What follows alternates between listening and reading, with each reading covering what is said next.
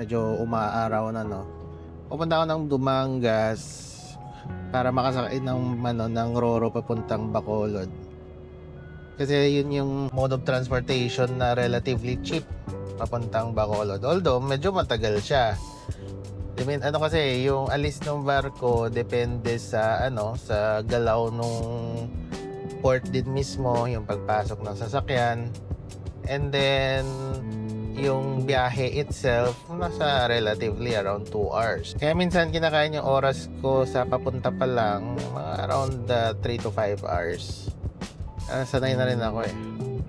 So nasa Dumangas na tayo and nakita ko na iwanan na ako ng barko sa next trip na lang. So yeah, see you na lang sa barko. Isa lang.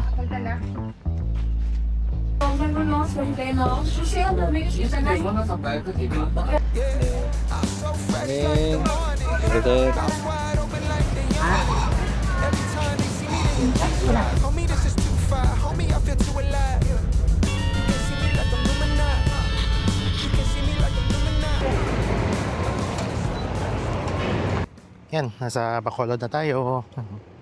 Meet up lang tayo kay Kirby.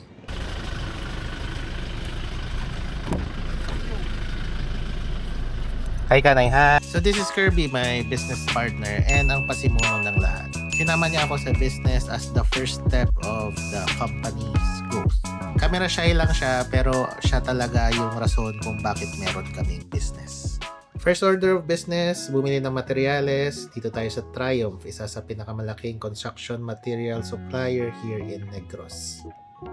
So ngayon punta lang kami sa isang project namin dito sa Bacolod sa may Villamonte. And bumili muna si Kirby sa barbecue dito. Ambal ni Kirby, best barbecue in Bacolod. At best barbecue in Bacolod.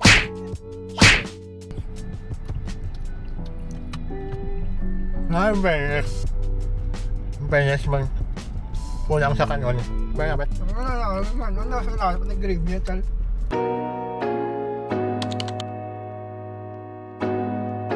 So yeah, isa to sa mga project namin dito sa Bacolod na siya 2-story na bahay na dinemolish namin and then itinayo ulit. So ongoing na ngayon yung architectural stage nito and nakapag roofing na din. Full blast naman na yung architectural namin dito. Abangan nyo na lang. Nakasukat na lang sa akin na. Tawag na lang yung sukat. Ano ka tinilisin mo na sa Matapos dun sa first project, punta muna tayo sa Silay City to visit another project. Ito naman, house extension. First concrete pouring kasi, kaya medyo merong handaan. Lord,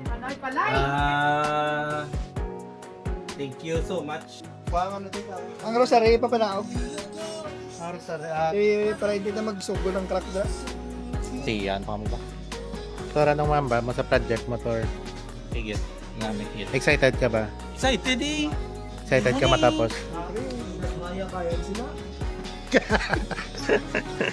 First ang XY is linear. Oo. Pero what if kung ang imong is the change polar ka sa pagano ka sa sphere na nga kung mag-excam na eventually mabalik siya. Hindi siya siling yung forever balik siya. After the site visit, punta naman tayo sa next order of business. Meeting naman. Ilugan mo. Hindi ko kimak. So this is Mac, one of our advisors in the company and a close friend of ours. Nag-uusapan lang namin dito yung mga magiging targets namin for the year that would help the company grow even further. Another meeting na hinatinan ko with one of our dear friend as well. Nag-uusapan lang namin yung in-engage kong business with her as well. Puro meeting yung punta ko talaga dito sa Bacolod. Ipa-plug ko lang yung business namin as part of our marketing targets as I've mentioned in the video. So we are Sintra Builders. We are a construction company located in Negros Occidental. So, we can cater your projects such as yung mga bahay ninyo, mga extension ng mga old houses nyo, renovation man yan, o kaya naman is renovation ng mga condo units ninyo from a studio unit to a livable space. So, we can cater that even for business owners na gustong magpagawa ng kanilang business. So, hit us up in our page, Centra Builders. Meron kaming Facebook, meron kaming Instagram. Even in my personal page, you can message me there. So, pag-usapan natin yung project nyo. Let's make your dreams, let's make those targets a reality. Ay, kakatapos na namin mag-meeting. Medyo matagal din pala. Although more on chika lang. Pero syempre more in business development din kasi. So, dito ako ngayon sa SM Bacolod. Kakain muna bago sasakay ulit ng Roro pa uwi sa amin, sa Iloilo. So, dito na tayo sa sa port ulit ng Bacolod. Balik tayo ng Iloilo via Dumangas. Ganito tayo sa sa Roro. Medyo may mga kasama tayong mga malalaking sasakyan. Kasama sa experience.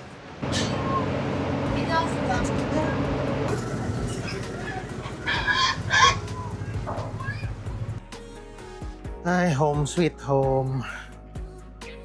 Magdadrive pa ako 1 oras pauwi sa Iloilo. Dumangas pa to eh. So, yun yung araw ko once a week pagka pumupunta ako dun sa Bacolod. Nirororo ko lang kasi, well, dahil mahal yung pamasahe, at the same time para kontrolado ko yung oras ko. Mura lang naman kasi yung Roro eh. Yun lang problema niya, matagal lang yung biyahe at saka hindi mo hawak yung oras sa pagdating nung barko. Pero okay lang naman. Every week, iba-iba naman yung main purpose ng punta ko. Minsan para sa bookkeeping namin, minsan naman may mga documentary requirements na need lang ayusin. Sa overall yun, yung business partner ko, yun si Kirby. Siya yung nag-asikaso talaga sa operations and general management ng business. Ako naman, support lang naman sa trabaho. So anyway, kung okay sa inyo yung ganitong setup, na travel vlog ba yung tawag dito? Parang hindi naman. Kasi more on trabaho naman yung pinunta natin doon.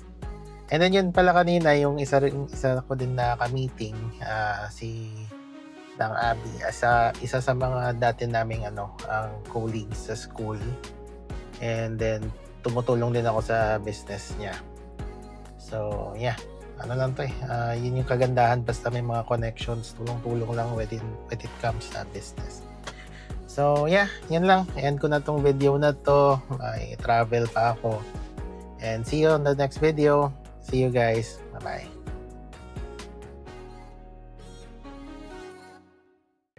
No neighbor, no me just song.